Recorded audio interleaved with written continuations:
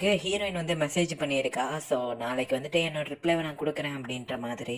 So ஹீரோயினும் சரி okay நம்ம காலையில் மீட் பண்ணலாம் அப்படின்ற மாதிரி சொல்லும்போது இங்கே இவனும் வெயிட் பண்ணிட்டு இருக்கான். ஸோ நம்ம ஹீரோயினும் என்னோட ஃபீலிங்கை நான் சொல்கிறேன் அப்படின்னு சொல்லும்போது இந்த இடத்துலயா அப்படின்ற மாதிரி டமரா கேட்கும்போது இல்லை நான் கொஞ்சம் நர்வஸாக இருந்தேன்னா அதான் அப்படின்னு சொல்லும்போது எப்போ பார்க்கில் போய் உட்காந்துட்டு இருக்காங்க. சரி ஓகே ஐஸ்கிரீம் நல்லா டேஸ்ட்டாக இருக்குல்ல அப்படின்னு சொல்லும்போது சரி ஓகே இப்போ நீ உன்னோட ரிப்ளைவை கொடுக்கலாம் அப்படின்னு சொல்லும்போது நம்ம ஹீரோயினும் அவனோட கண்ணை பார்த்து நீ ரொம்பவே நல்லவன், அதுவும் இல்லாமல் நீ ரொம்ப கூலான பர்சன் தான், பட் இருந்தாலும் எனக்கு வேற ஒருத்தரை தான் பிடிக்கும் அப்படின்ற மாதிரி நம்ம ஹீரோயின் சொல்லிடுறா. ஸோ ஃபைன் இதுதான் உன்னோட முடிவு இல்லையா அப்படின்னு சொல்லும்போது ஆமாம் பட் இருந்தாலும் நான் வந்து இதை ஃப்ரெண்டாக கண்டினியூ பண்ணலாம் அப்படின்னு நினைக்கிறேன் இந்த ரிலேஷன்ஷிப்பை அப்படின்னு சொல்லும்போது அவனும் சரி ஓகே அப்படின்ற மாதிரி சொல்கிறான்.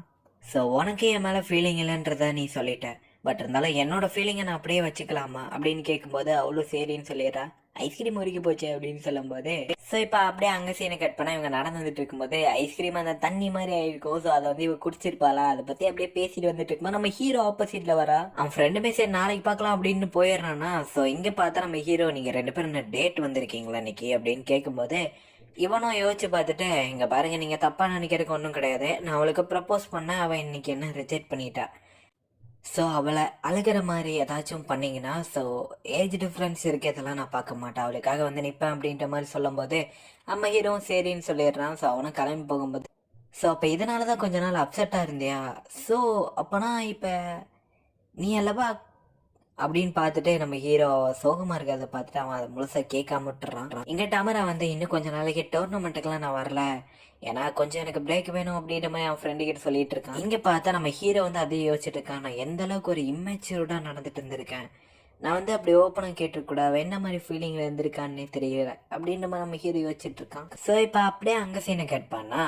ஸோ ஸ்கூல்ல வந்துட்டு இவங்க 3 பேர் ஒட்டுக்கா இருக்காங்க. ஸோ என்ன இது ஃபாண்ட் இவ்வளோ பெருசாக எதுக்கு இருக்கு அப்படின்ற மாதிரி கேட்கும்போது கொஞ்ச நேரத்துக்கு முன்னாடி காட்டுறாங்க. ஸோ டீச்சர் வந்து இவங்க 2 பேர் தான் நாளைக்கு கிராஜுவேஷன் டே இருக்கு, ஸோ அதனால போர்டை டெக்கரேட் பண்ணும் அப்படின்ற மாதிரி சொல்லும்போது அங்கே டமரா வந்திருப்பான். ஸோ அவனும் கூப்பிட்டு 3 பேரை வந்து டெக்கரேட் பண்ணிக்கோங்க, ஸோ நான் உங்களுக்கு ஜூஸ் வாங்கி தரேன் அப்படின்ற மாதிரி சொல்லிட்டு போகும்போது ஸோ ஹீரோயின் வந்துட்டு ஸோ இந்த ஆர்ட் ஒர்க்லாம் பார்த்துட்டு ஸோ இவங்கெல்லாம் வந்துட்டு இந்த எழுதுற வேலையெல்லாம் பார்க்குற மாதிரி தான் பிளானு. பட் இருந்தாலும் இப்போ வந்து சண்டை போட்டுட்டு இருக்காங்க இவங்க 2 பேரும். சரி ஓகே எதனால இன்னைக்கு கொஞ்சம் வித்தியாசமா இருந்துக்கிறீங்க, 2 பேரும் ஒன்றும் சரியில்லை அப்படின்னு சொல்லும்போது ஆமா நேத்து அவ என்ன ரிஜெக்ட் பண்ணிட்டா அப்படின்னு சொல்லும்போது அப்பனா ரியோக்கு இந்த விஷயம் தெரியுமா நீ ப்ரப்போஸ் பண்ணன்றது அப்படின்னு நம்ம ஹீரோன் ஆச்சரியமா கேட்குறா.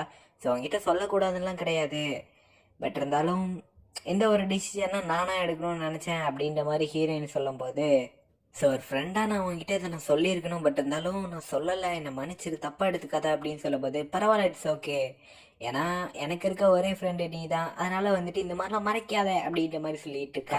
அவ என்ன ரிஜெக்ட் பண்ணிட்டா அப்படின்னு நீங்கள் டமரா ஒரு பக்கம் ஃபீல் பண்ணிட்டு இருக்கான். சரி ஓகே நம்ம இந்த மாதிரி இருக்கிறது எனக்கு கொஞ்சம் ஆக்வர்டாக இருக்கு, ஸோ நார்மலாக எப்பவும் போல இருக்கலாம் அப்படின்ற மாதிரி சொல்லிட்டு இருக்கான். ஸோ இங்கே திரும்பவும் அந்த ஃபாண்ட் எவ்வளோ பெருசாக வைக்கிறது அப்படின்ற மாதிரி பிரச்சனை போயிட்டு இருக்கு.